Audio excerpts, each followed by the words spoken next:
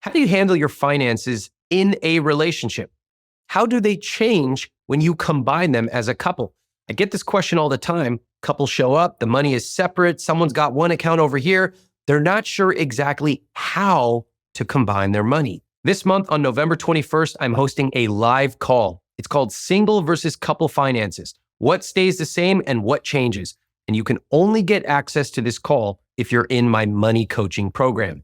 Every month, I host a 90-minute group coaching call just for money coaching members. In these calls, I go deep on specific tactics, big wins, and hidden psychology around taking control of your money. And of course, I do Q&A. So the only way to get your question answered is in these money coaching calls. To attend this live call, Single versus Couples Finances, join money coaching at iwt.com/money coaching. And I got to tell you, I love this program. I love being able to work with you every single month and keep you focused for at least 90 minutes a month on living your rich life. iwt.com/money coaching, and I will see you on Thursday, November 21st. On today's episode, I pretty much got myself in a huge student loan debt. I don't have debt like that. So seeing that, now it's just like, what do I do here? meet 33-year-old Michelle and 31-year-old Matt. They've been dating for 7 years, and they are stuck in relationship limbo. Pretty shocking just to see the amount of bills that she has per month compared to what I have to pay per month. Michelle is a nurse with a good income, but she has a mountain of debt that includes credit cards, personal loan, and student loans. Coming here is going to be the only shot I have because I literally don't even understand why I do it. Matt works in finance. To him, money is simple. He just follows his system. She just needs to be more responsible and held accountable. Yet despite Matt's help, Michelle is paralyzed by the size of her debt. She's worried Matt is going to leave her. I'm worried that he's going to realize that he can't trust me with money and that he doesn't see a future with me because I'm financially irresponsible. Can I help Michelle understand the root of her money problems so she can turn this around and create a rich life with Matt? Have you ever taken money from him?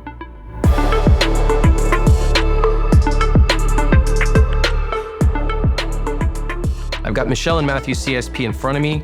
Getting ready for our conversation. Let's take a look. Zero assets, $47,000 in investments, $263K in debt. Since they don't have any assets, it's probably not a mortgage. It's likely student loans. Maybe there's some credit card debt, maybe a car loan. Moving down to income, Michelle makes a lot more than Matthew. But as I move down the fixed costs, I can see Michelle's debt payment is $2,542, while Matthew's is only $136, probably suggesting that the bulk of that $263,000 debt is Michelle's.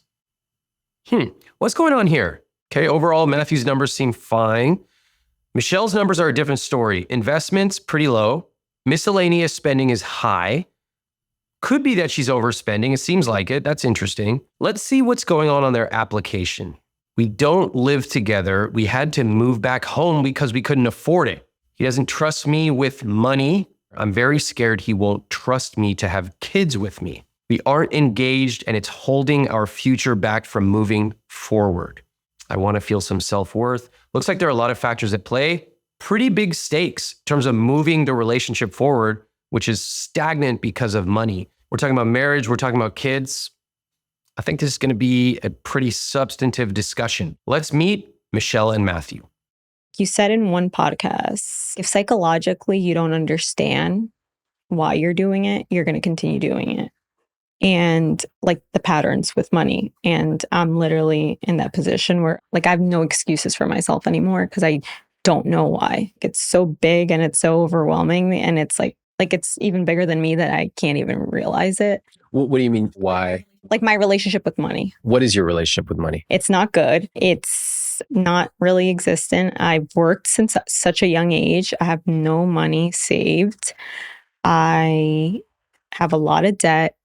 It's just not a healthy relationship. So when I signed up, I was like, I think you're really the only person that can help me. I want to pay off all my credit card debt, pay off all those debts first, and then also pay off my student loans. I feel like I'm constantly in debt to people because of my mistakes, and I just don't want to owe anyone anything. I'm worried that He's going to realize that like he can't trust me with money and that he doesn't see a future with me because I'm financially irresponsible.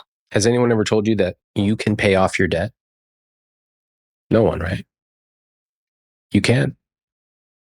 Let's talk about money in your relationship. So how long have you been together?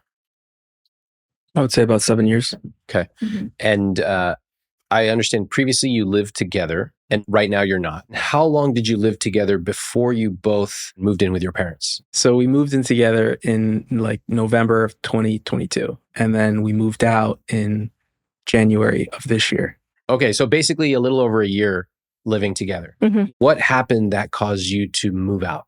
We came to the realization that we'll just save money living at our parents' house. And then hopefully one day be able to afford to buy a condo or a house or an apartment. We were spending a lot like trying to fix the place, but it was like already kind of run down. And were you both okay moving back to your parents?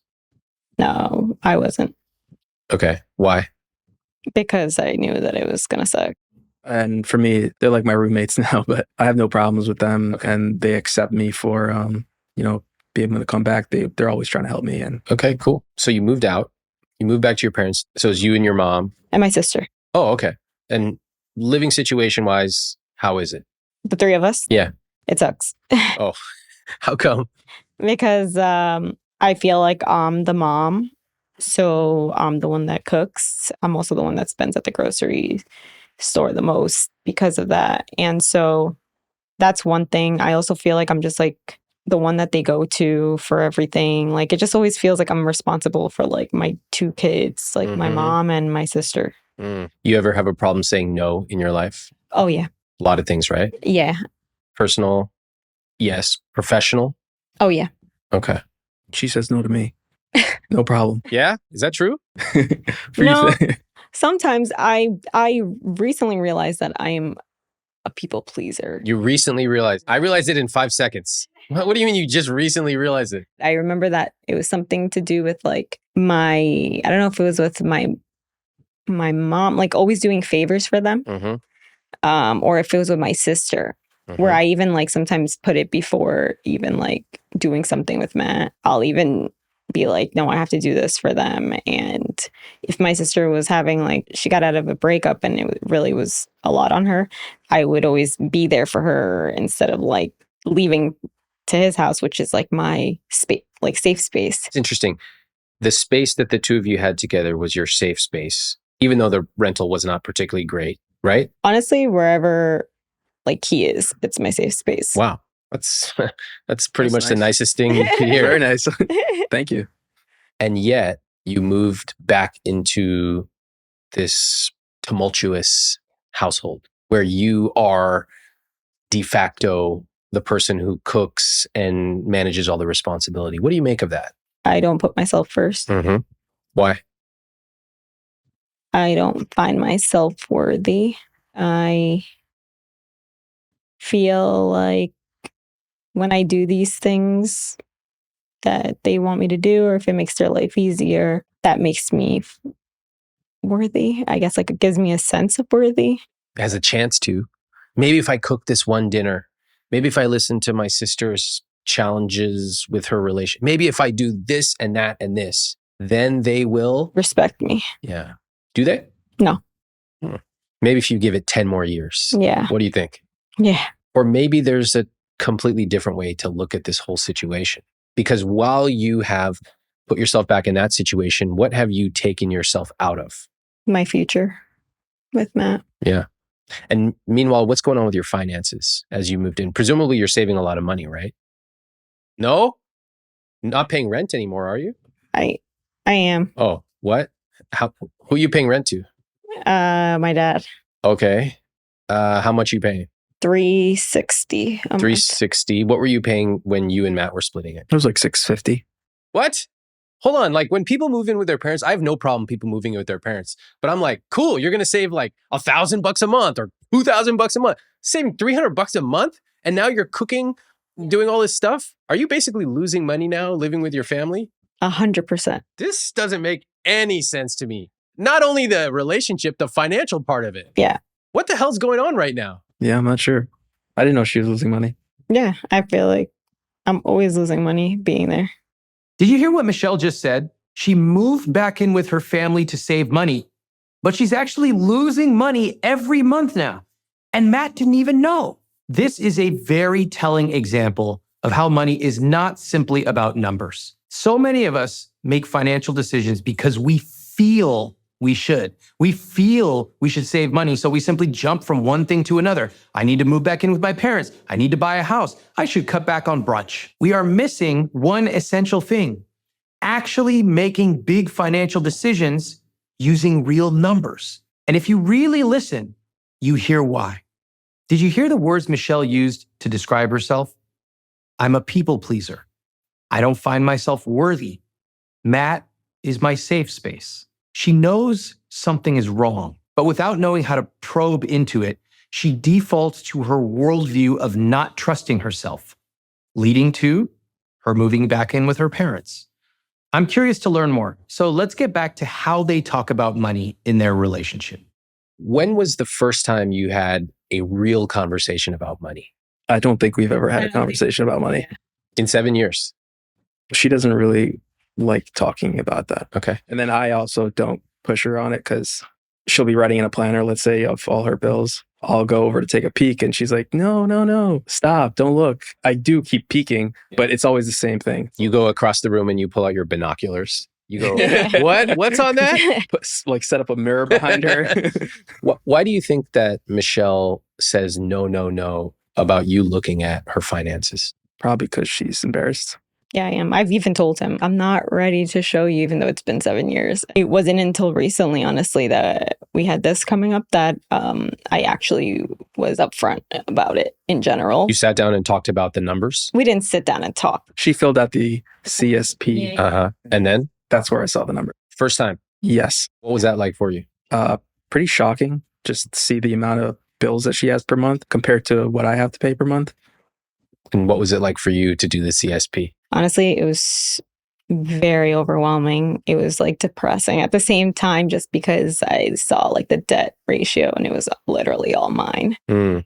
It's just kind of like a letdown. I don't know where I went wrong with everything, or I just never started right, I guess. But it's just like a letdown, especially now that I have like my, adult job and knowing that I make decent money and knowing that I have nothing to show for it is just like, it just puts me down, honestly. It's kind of interesting the way that you talk about money because you're early 30s, right? 33. In a way, it's like you're talking about money like you're 75 years old. Like, oh, I just wasted my life. I got nothing to show for it. But when I look at it, I go, you're sort of at the beginning of your career. I'm seeing a young woman who has a professional career as a nurse, maybe didn't learn about money, and you're starting off. What do you think about the difference in our perspective?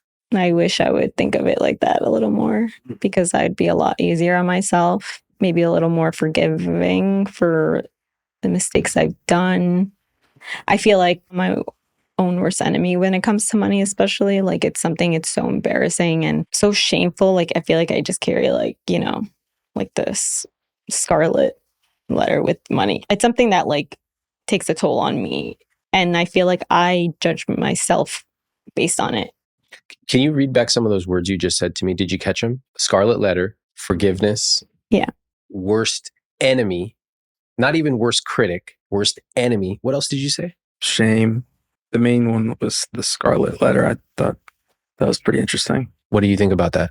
Pretty brutal to compare yourself to that. Talk to yourself a lot like that about money? Yeah. And other things in life too? Yeah. And then Matt, do you talk to yourself like that about money? No, I have like a good system, I think, where I just, get paid, pay my bills, and then whatever's left over is what I either invest or, kind of save. Quite a different perspective on money, right? Shame, judgment, scarlet letter. And then Matt, you use the word system. It doesn't seem emotional to you at all. So how do the two of you relate about money? We don't. Every time I would watch the show when it was on Netflix, I would cry just because it's so relatable. They all said stuff that I've said. And to him, he's just like, no, well, it's not that hard. You just have to pay it. And I'm always like, it's not that easy. Money's different. Why? I honestly have no idea. I'm definitely irresponsible with it. Notice the pattern of Michelle avoiding money conversations and ignoring money herself. When she finally confronts it, she immediately uses words of deep shame and guilt. You can see this so often in people's relationship, for example, with food. It's not as simple as telling them, just eat less or just spend less, when you truly understand the psychology involved. Hearing someone talk about themselves like this always makes me sad. Think about it. Most of us would never, ever talk about our friends like this. We would never call our husbands or wives these words. Yet some of us use these words with ourselves over and over for years, and we really start to believe it. She just needs to be more responsible and held accountable for herself. I always let bills pile up. Uh-huh. And because an insurance lapse, I guess that happened back in April, I had to give my registration in. And so technically it was suspended. And so now I technically don't have it. I can't drive it for 2 months because of that. Okay. So what do you do? Literally rely on my parents taking me somewhere, to my work. Okay. I don't go anywhere or him getting me. It's only been a week with it. But, I'm responsible for people's lives as my profession. And then it's hey, mom, can you get me from work? It's just kind of I'm not laughing at you. No, I mean, it sucks. But let's get to the root of why it happened. You didn't file the registration. Why? There wasn't enough funds because I spent it in other stuff that I shouldn't have been. Which was what? Food. Ordering Uber Eats when I get home from work. I don't want to cook anything. Mhm. And then living at home, like I said, my mom doesn't cook. So nobody's cooking for me. So just wanting to order something quick. What do you get? It's really depending, maybe diner food. You order a diner food to be delivered? I can't think of a worse meal. What do you get? Pancakes. That does sound pretty good. Or Okay. a burger. If I can't make up my mind, it's pancakes. Okay. And French burger. toast. And then, how much does this cost? I do love understanding the total amount because when you order a Chipotle bowl or something, it's I don't know, $13. And then if you get it delivered, it's $37. But I'm okay, it makes sense. I'm not blaming anybody. Somebody needs to be paid for that. How much does your pancakes cost when you get it delivered? About 20. With delivery and everything, probably 20. $20? 24, okay. 25, with the tip and everything. For 2 pancakes. Yeah, pretty much. Does anyone else find this funny? No. $24 for 2 pancakes? I know. All right. And it's all because I get home so tired, I don't want to make it for myself. We once ran a pilot program on food and fitness. We hired a full-time personal trainer and we helped people lose weight and put on muscle. And some people changed their entire lives using that program. But I have to tell you, the psychology of food and weight that we learned was absolutely shocking. For example, we had a student who would binge late at night, and they would describe in vivid detail how they would be eating snacks at the kitchen counter, knowing they shouldn't be, and hating themselves for every second of it. That's the word they used, hating themselves, but they just couldn't bring themselves to stop. We asked them why they did it, and they said the same thing Michelle said. It's dumb. I know I shouldn't. I guess I just can't get control of myself. I'm irresponsible. And we said, no, we don't believe any of that. And we pushed them to go deeper using the 5 whys technique. It turned out they were hungry because they'd skipped lunch. Why? Because they didn't pack a lunch. Why? Because they were late out the door that morning. Why? Because they had stayed up the night before watching Netflix. They were blaming themselves for this massive moral defect. But what we found was something much simpler and behavioral. You need to set a time to go to sleep and follow it. Now, food, of course, has so many different reasons for why we behave the way we do. It's not often as simple as this. There are often much deeper issues. And for those, I would highly recommend speaking to a trained specialist. But today, do you see the connection? And do you see how I'm doing the same thing here with Michelle? She let her insurance lapse. Why? Because she didn't have enough money. Why? Because she orders from DoorDash. Why? And so on. Sometimes the best thing you can do is to stop assigning moral judgments to yourself and instead treat your behavior like a scientist. What am I doing? Why do I do that? Why? You can learn more about how to use this approach in my program, Success Triggers, at iwt.com/products. Okay. So that's one. You get the $12 each pancakes, fine. And then what other bills did you have? My student loans, that's a huge chunk of it. And then I have my credit card debt. Huh? My credit card debt. What's that for? A lot of dumb stuff. Like? A lot of shopping, a lot of Uber Eats. You said shopping, you shop a lot, and you said it calms me. What does that mean? It just makes me feel like I'm not in the position that I actually am. Which is? Broke. It distracts her from her life. Have you helped her with her debt? Yeah, I did. I co-signed a loan for her. What? How much? It was It's like 15,000. What was the loan for? consolidating. Consolidating your debt? Yeah, I'm not really sure what she did with that. What? Hold on. What's happening right now? You co-signed a loan for your girlfriend, right? And did you ask like, hey, maybe I might be open to it, but I need to see your finances and we need to make a plan. Did you say that? I didn't see her finances or ask to make a plan. I just trusted her to, I guess, do the right thing. I guess I just thought she would know what she was doing. What do you mean? She's had debt for like so long. She tells you about money all the time, right? Well, I didn't know what kind of debt she was in. I didn't know the amount. Y'all hearing this as you talk about it, what does it sound like to you? We just need to talk more. Oh, well, that's for sure. I mean, that's the bare minimum. I'm glad you're here. That's why sometimes people need me as an excuse to talk about money for the first time. But like, do you see the alarm on my face? Yeah. What do you think is going through my head right now? Why would you trust her with that? Yeah. Why would you trust her? Why would you co-sign a loan? And it's not just about you, Michelle. I'm not saying that you are untrustworthy. I am saying I wouldn't co-sign almost anybody's loan. Yeah. And if I did, I'll be putting them through I'd be like, read my book and I would quiz them of every freaking sub-chapter. Explain this to me. What about this? What happens if this happens? I would make them work.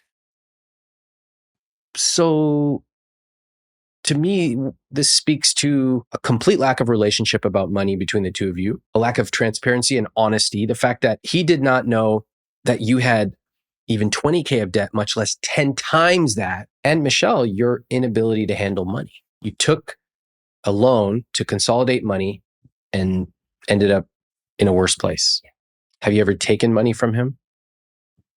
Yep.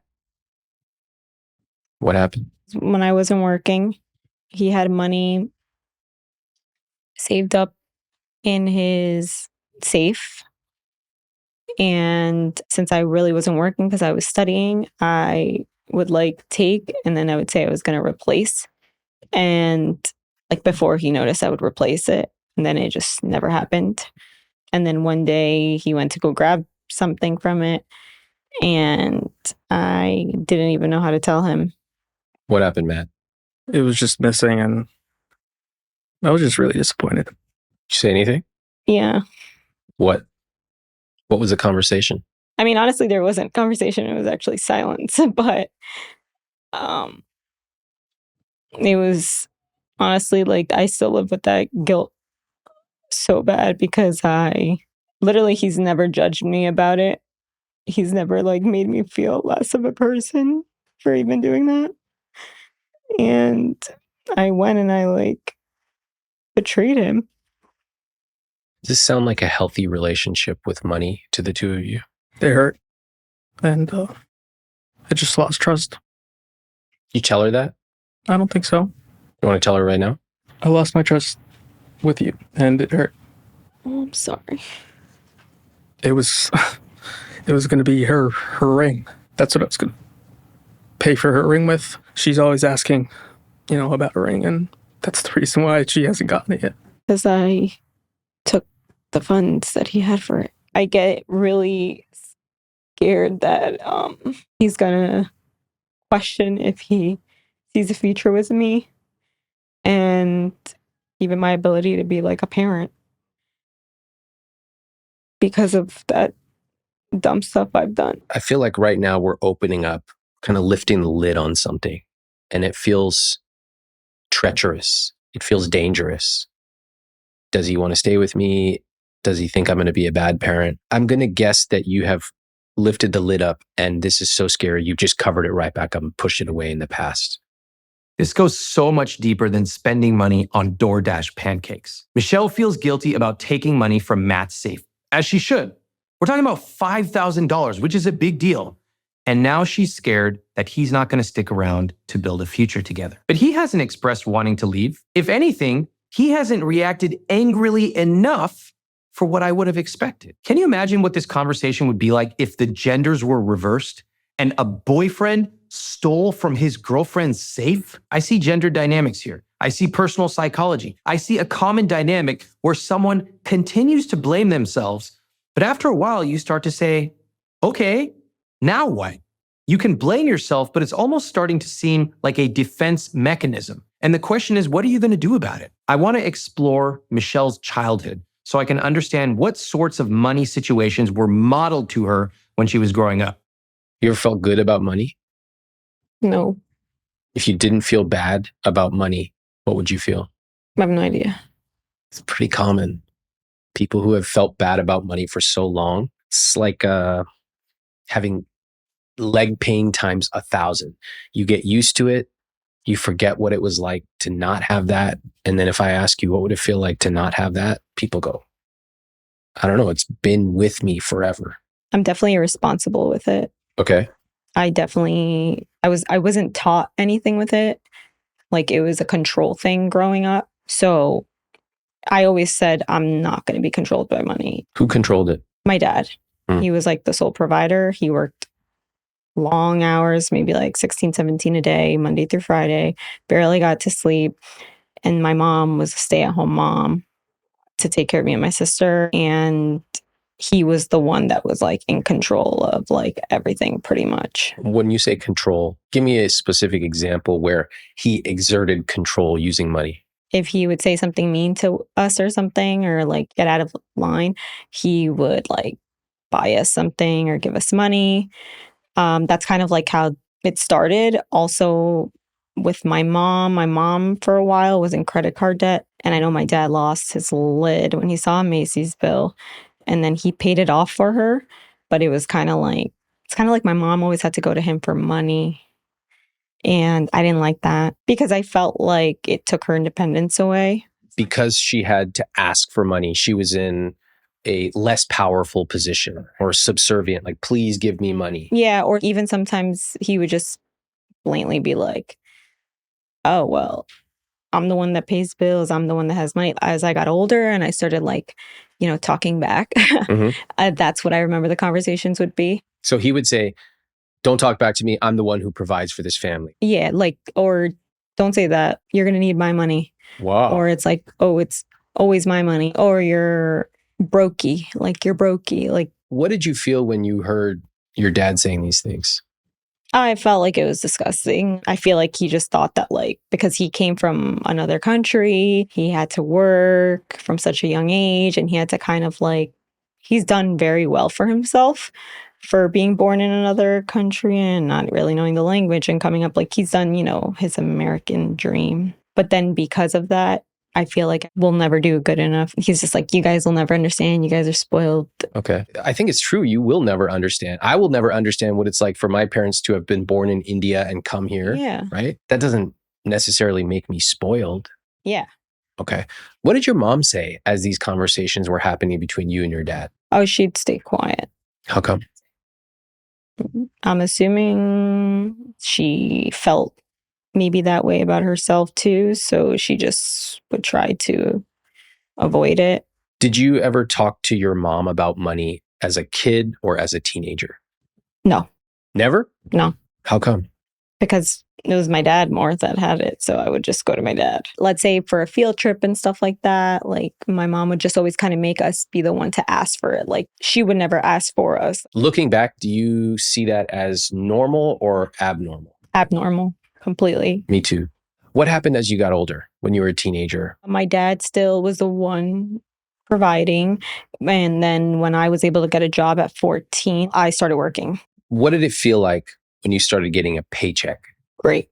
Because I didn't need to ask my dad for anything. In a way, made it seem like I needed him less, even though I didn't because I was still living in his house and stuff. But in a way, it's like that's how he kind of, like, he would look for any other excuse in a way to kind of like poke at you. When it started changing the most was when I had to go to college and get student loans. And that's when it all like went bad. What happened? My dad is my cosigner for my loans. I had to apply to private, like student loans, Sally Mae. And then when I was done with school, I had to start paying the student loans. And my dad was like, I don't even remember like signing these loans, the cosigner ones. Whoa. Yeah. And so then he would go on this tangent saying, till this day, he still says that like we forged his signature, even though I literally remotely remember the fights we would get into because of it. Because I tell him, like, if you don't want to do it, like, I can just work. I'll just delay. He's like, delay another semester? Like, no, do whatever you got to do. And then I would try to explain to him. He wouldn't want to be involved, to be honest. He would say he was too busy with work and all that. And so then he would just be like, here, do what you got to do. And, you know, being dumb and young and not really understanding that interest increases and that I'm going to have to pay everything back. Yeah, I pretty much got myself in a huge student loan debt. How much did you graduate with in debt? Overall? Yeah. $250,000. This is so horrible. I cannot imagine growing up with a dad who talked to me like that, who talked to my mom like that, and then who lied about co-signing a loan. Yes, Michelle has responsibility here. She also signed for that loan. Now, I'm not a therapist, so I don't feel comfortable characterizing how her father spoke to her. But let's just say my personal view is I am extremely at him. If you grew up under that kind of household, can you imagine how you would react? I don't think most of us can. So, Michelle graduated with $250,000 in loans. Let's keep going. Looking back on the financial relationship you had with your dad regarding the co-signing of the loans. Yeah. What words come to mind for you? The first words that you feel? It's really messed up that he actually like feels that I would have the ability to go, or honestly, just like the morals to even go and like forge that, knowing that every time we got into a fight, I would go ask him, what should I do about the semester? I would try to see. He would say no. It'd be a huge thing. Do whatever you want. Like, I'm going to need you because my mom doesn't have any credit, so they're not going to give it to her. And it was just like always a headache. Why do you think he said that it was forged? I mean, obviously that's not true. Why do you think he's saying? Because I think he feels stupid that he didn't take the time to be involved. And also his anger and his stress took the best of him. My dad is pretty good financially. Like, he's very like strategic with his money. He takes, you know, he works hard for it.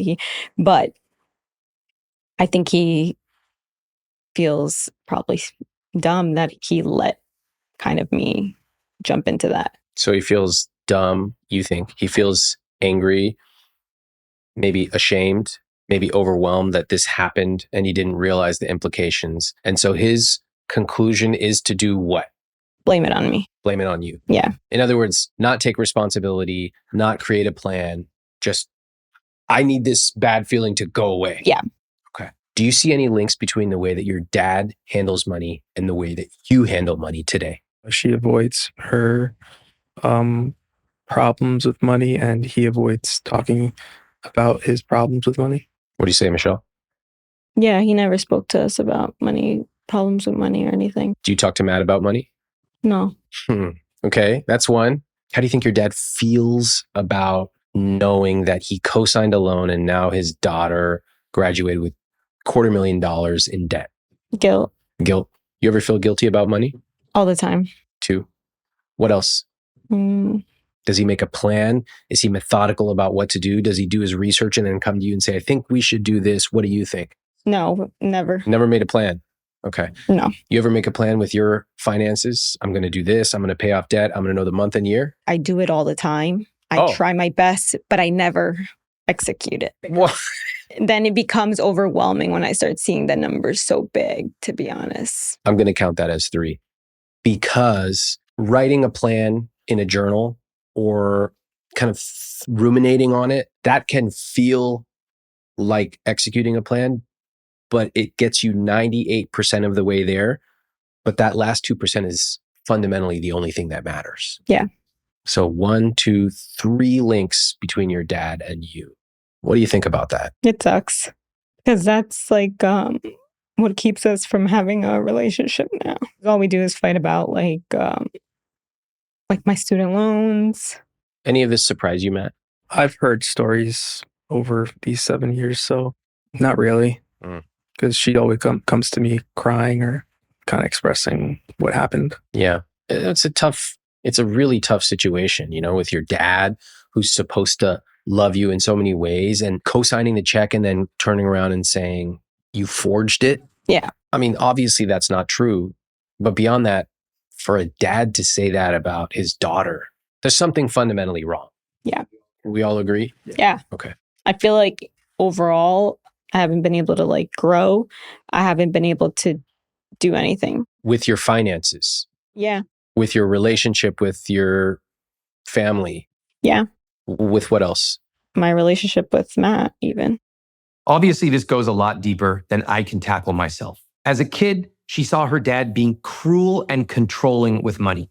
She saw her mom secretly racking up debt on her Macy's card. And then her dad and the student loans, as if taking out a $250,000 loan was not bad enough, which again, she needs to take some responsibility for. Then her dad accuses her of forging his signature on the loans. Knowing all this, it's no surprise that Michelle is unable to be open with Matt about her finances. Money to her is inextricably clouded with negativity. And he hasn't been pushing her to have conversations because he knows all about this family history and he doesn't want to upset her.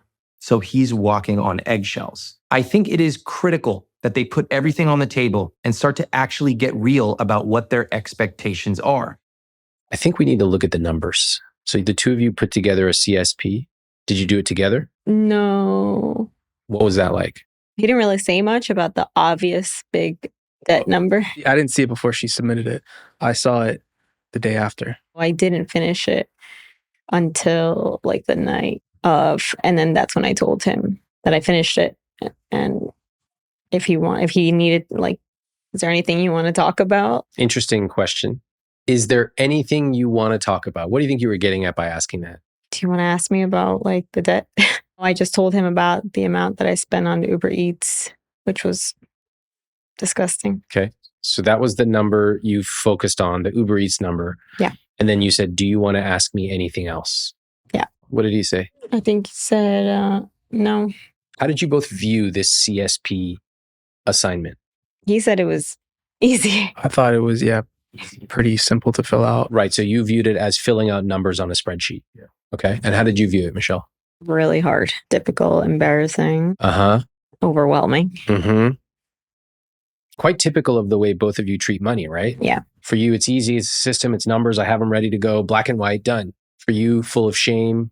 Yeah. Guilt. Especially when I saw that like the debt was both of ours. And then I felt guilt that I was like, here I am putting all this debt on you. Yeah. But neither of you really talked about it. The point of the CSP is not to get your numbers precise down to the third decimal place. That's irrelevant. What is it designed to do? Get you to talk about it. And in fact, notice some of the machinations behind the scenes. Waiting until the last second to finish it. Then saying, is there anything you want to ask me?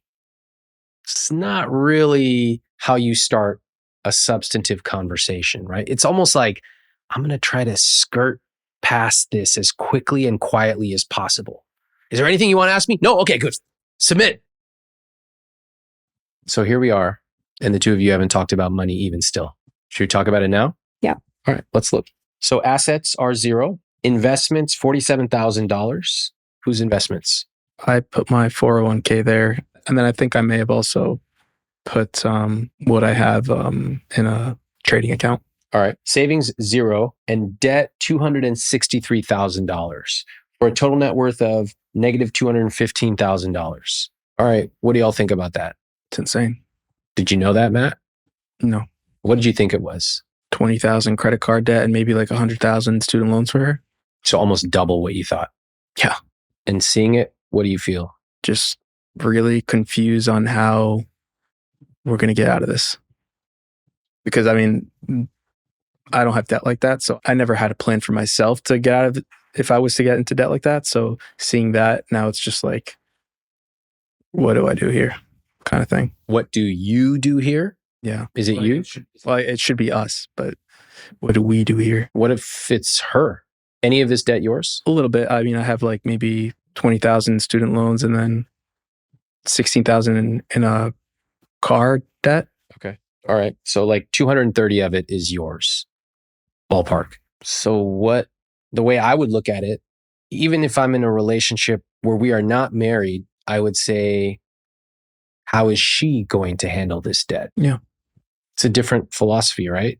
Yeah. Have you ever said that to her? Well, I didn't know because we were not married. I never pictured our finances together like that yet. But since we had to do the CSP, now it's together and just kind of changes the way I'm seeing it and thinking about it. If we get married, do I inherit this also? If something were to happen to her, how will this get paid off?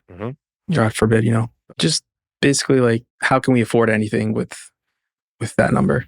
Michelle, what do you think hearing that? I never felt like it would be our debt to take care of. I always felt like it would be mine, regardless of like getting married and stuff. Like it's still my debt.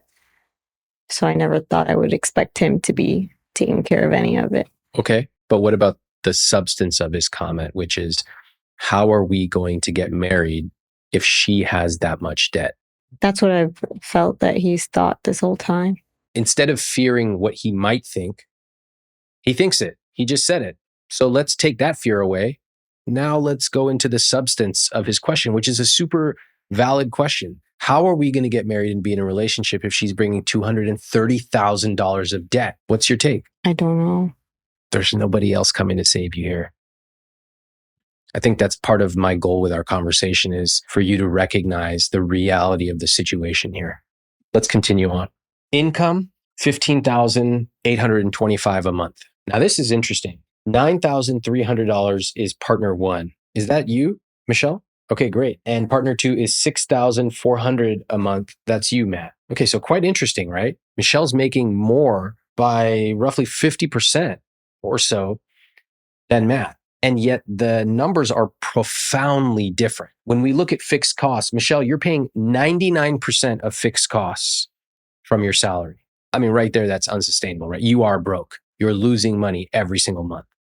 Meanwhile, Matt, you're at 53%, which is a very healthy number. I assume part of this is because you're not paying rent. I'm not paying rent, yeah. Yeah. Interestingly, by the way, Matt's not paying rent. Michelle's paying $360 in rent. $360 is also a great deal. Don't get me wrong. But at 99%, it's difficult to live. And if we look at why, we see a few things here. What do you notice about your numbers in the fixed costs?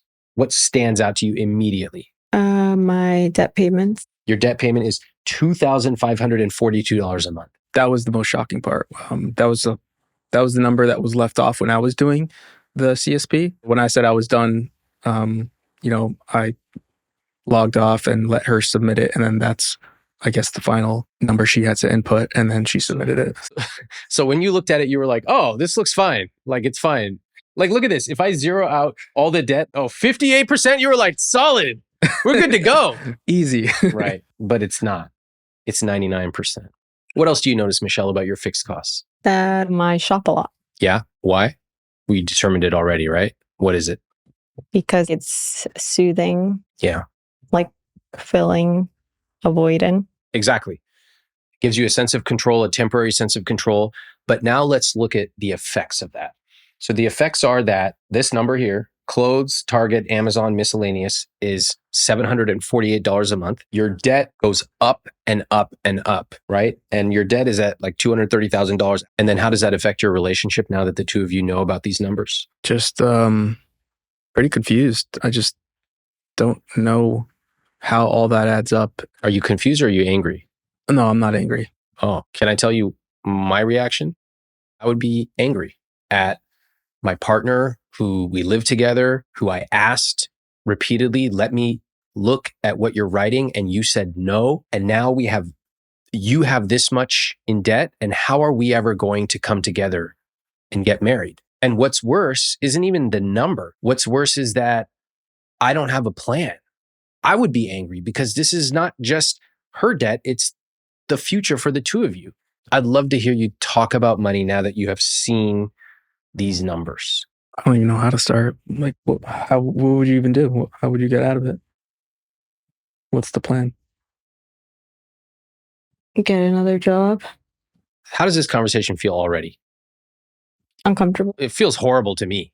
I'm not even in it. You've never really talked about money. I hear that. But the first conversation that you're having is getting really negative really fast. Can we change the dynamic of that?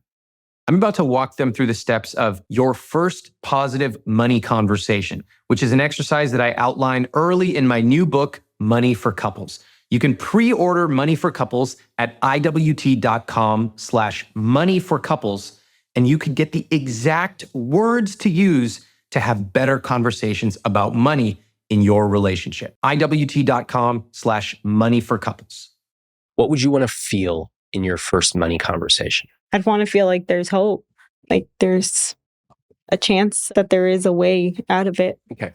Let's start by each of you sharing one way that this conversation about money is going to be positive. I would start it by saying that I'm sorry for the past and that I want to maybe set out like a payment plan or for the money I owe him first off, because I feel like that one is like a huge factor on me too, Why is this conversation going to be good? because I'm being honest about my numbers. This conversation's going to be good because we're finally communicating about our debt. Next, how do you each feel about money today? I feel really bad about money today. I feel pretty confident about money, just in a sense of how to manage it and make sure you pay your bills first, and then whatever's left over, be safe. How about the two of you? You feel bad, you feel good. Any connection about how you feel about potentially your money together? We can come up with a plan for me to be able to get out of this so you're more comfortable and I'm more comfortable and we can save for our future. I feel that it's definitely scary to see that number, but like you said, we can create a plan and, just be really disciplined with what we're spending on. Not saying we can't have fun, but really just be mindful of going to Target or needing something from Amazon, things like that. How do you want it to feel about money? I want to feel confident and not like I'm in jail all the time. Like I want to feel free. I would agree with that. I'd want to feel like it's not holding us back from anything. I have to admit, I'm surprised by that last one. Because right now, Michelle, you seem pretty free to me. Spend on the things you want. Where's the jail? The one I guess I put myself in. Yeah. So isn't that the worst of all worlds? You feel constrained. You're actually just spending more than you make. You just feel bad. Yeah. In a way, it seems like you almost thrive on feeling bad. You used the word dwell earlier.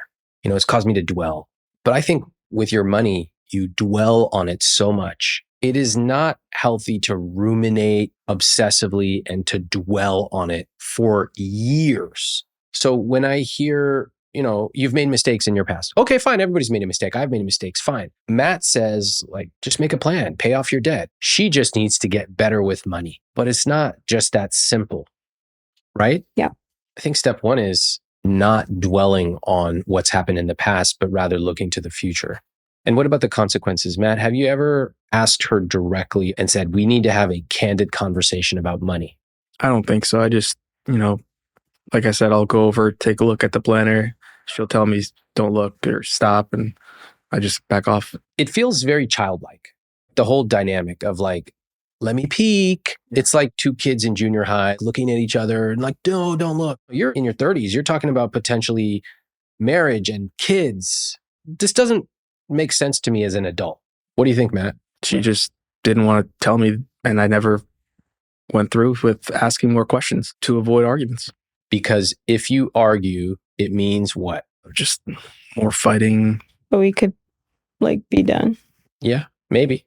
It means you're a mean person, and you get enough fights from your family. So when you come to Matt's, you're in a safe space, but your identity is now, I'm the one who doesn't fight with her.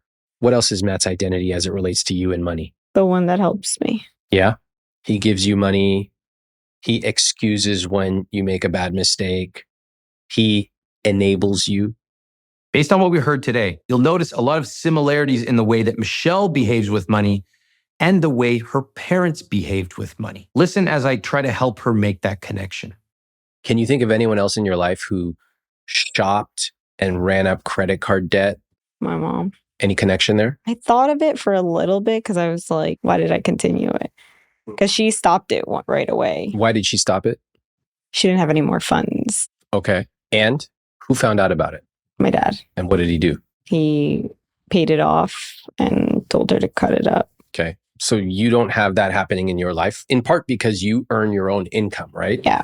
So your mom stopped. Because of the consequences. What are you realizing? I don't have consequences because it's like my income. Mm-hmm. So I'm not feeling like I owe anyone anything, but I do owe. Yeah.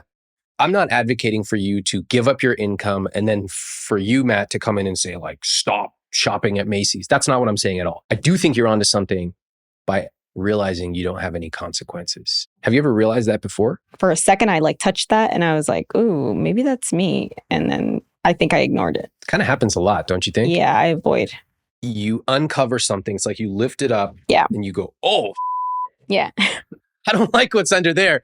I'm out of here. Yeah. It's pretty interesting, right? Yeah. Any reminders from the way you grew up? Somebody who uncovers something they don't like and then My dad. your dad does it. He does it a lot, right? Yeah. Watching you see these connections between you and your dad and your mom, I think people can internalize this in one of two ways. One, they can become overwhelmed and feel broken and feel my future has already been written for me in my past. So what's the point? Everything I do is just because my dad said something in 1988. And now, like, I have no agency. I have no control. That's one. Or two, people can say, oh, I never made the connection between why I behave this way and what my parents modeled. Now that I know that, what do I want to do about it? What do I want my future to be? Which one would you say that you are right now? I feel like because of all the names that my parents have called me, I let them take over like who I am. So it's like in a way I'm like living up to their names. You're never going to be good with money. Yeah. Right now, you're not good with money. Oh, he called you a brokey. I can't believe that. I cannot, like you said, I cannot believe any parent ever calling their child that. And you are broke. Yeah. So in a way, It like manifested. yeah. And just out of curiosity, if you weren't broke, if you were good with money, if you were paying your debt off steadily, do you think they would love you more or less? I don't know if they would love me more or less, but they would feel less useful because I wouldn't need to like depend on them. Right. Right now you do, right? You live in their Yeah. house. You have to ask for a ride to work. You're totally dependent. Yeah. So in a way, you have taken the ball that they tossed you and said, great, I'm going to run with this. What do you think about this, Matt? It's got to be frustrating for you. Somebody who says, I have a system, my stuff runs. What's the problem? Let's just knock it out. Yeah, it's just a little sad, I think. She's just kind of not focusing on herself, and I don't know. She makes a lot more money than me, so I don't understand how you make all this money and it all goes to your bills. So you say that to her. No, I didn't say that to her, but I don't want to upset her. I just try to avoid an argument. So I'm also an avoider, but in other ways. Finally, we are getting somewhere. They're finally talking about money. Matt is expressing his concerns, and he's also admitting that he doesn't talk about money because he's also an avoider. They both are, although Michelle is also a worrier. Challenge now will be for Michelle and Matt to adopt new money behaviors. Step one is for both of them to have a series of real conversations about money. Do they have a future together? What are their expectations? What would success look like? And this is going to be uncomfortable, but it has to be. Sometimes the only way to build a rich life is to walk straight through the fire. But only Michelle can get this under control. Matt can't do it. I can't do it. She has to do it by herself, for herself. Do you trust her? If like I had a safe, no. But yes, I trust her. Trust her with money? Not yet. Could you get married if you didn't trust her with money? I think I just need to have control of what she's doing, kind of. And I don't want that. I don't want to be kind of like micromanaging what she does because she's an adult. She should know. So could you get married if you didn't trust her with money? It'd be hard, but I think I could. I kind of see it like, no, you shouldn't trust me with money. And no, you shouldn't want to get married to someone like that. And when you say that to him, what's the intent there? Because I don't think it's for him to break up with you. No, it's not. I think it's so that he reassures you. You feel scared. You articulate those fears to him. He goes, no, it's okay. I love you. I'm not leaving. And you feel reassured for the moment. And so what happens is the two of you enter into this dynamic where you're constantly worried and ruminating over your fears and you're reassuring. But what I haven't heard, Matt, is you saying, hey, I'm actually not okay getting married to someone who's in $230,000 of debt, and worse, not actually making a plan to pay it off. I'm not okay with that. I'm not okay with building a family when we have hundreds of thousands of dollars of debt. That's only the minimum being paid. You work in finance, you know this. I'm not okay with that. And so because you're walking on eggshells, afraid to upset Michelle, what happens? You end up stagnant. Nobody has any consequences. Michelle, have you had any consequences from Matt about finances? No, he didn't even know the numbers until today, and you didn't share them with him. So the reason I'm getting a little upset here is that I see your future that you're sleepwalking into. If both of you go, hey, fine, I'm okay with $230,000 of debt. I don't mind taking it on. I wouldn't personally be comfortable with that, but at least you two would affirmatively discuss it and say, this is our family approach. Right now, it's just like each of you living independent lives, hoping that nothing bad happens and you can slip by the CSP and you can slip by getting married. Yeah. What kind of life is that? A lie. Michelle, you went to nursing school, grades made you drop out, and then you fought back, went back into an accelerated program, graduated, and now you're a nurse making $120K, right?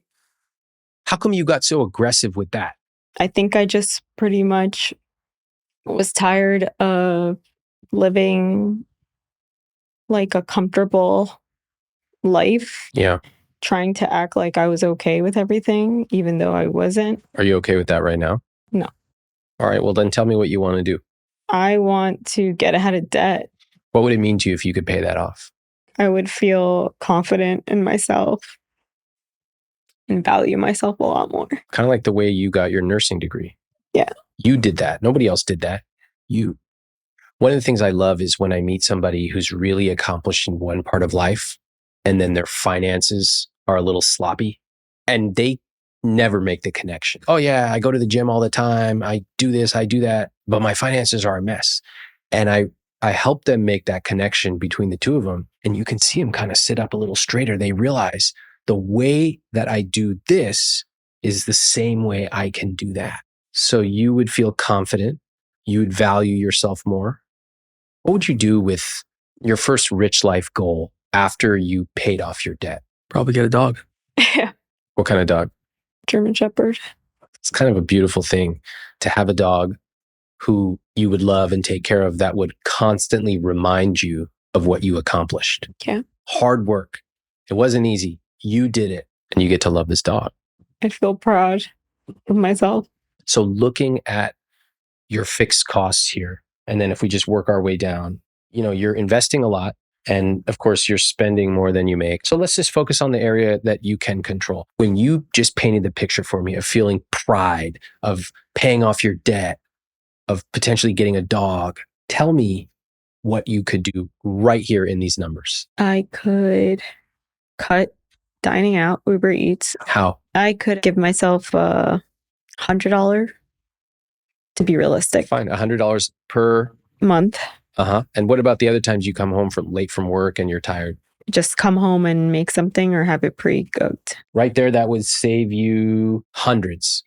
Okay. What about the Target stuff? I would also slash that to like $100 too by just buying the necessities that I need. And then what else in your environment helps or hurts your chances of achieving your rich life goals? Living in my house. Yeah. Probably can't move out tomorrow. Yeah. So what could you do to make it a better environment? I could, set a goal Mhm. of hopefully when to be able to move out, because Love that. that's something to look forward to. Great. What else? Stay at Matt's some days. I think all those things are good. I think those are all very logistical things. I am willing to bet you have never said no to your family. How could you build those skills so that you could have a better relationship with your family? Setting boundaries. I think that's a really good place to spend some money, get a therapist to guide you through those difficult conversations. Yeah. Right? Yeah.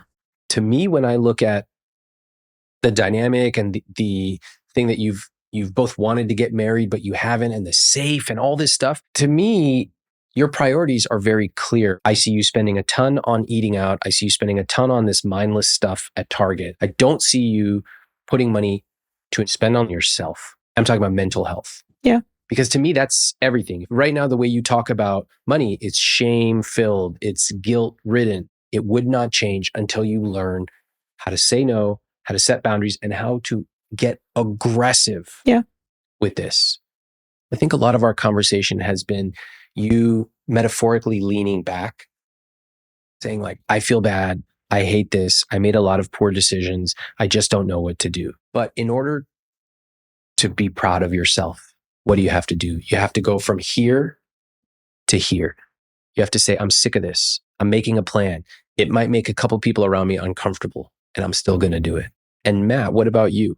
What role would you say you've been playing in this relationship as it relates to money? Not like getting angry with her and, enabling her with the spending. I don't think you have to get angry, not with her, but I do agree you've been enabling. What else? Way better communication. I mean, yeah. Would you be willing to marry somebody who was in this much debt and had no plan for getting out of it? I said it would be hard. So I guess helping her stay on track with the plan. Part of the problem is that by you being the safety net for her, financially and otherwise, Michelle knows she has faced no consequences. The hardest part of this is both of you actually setting standards for yourself.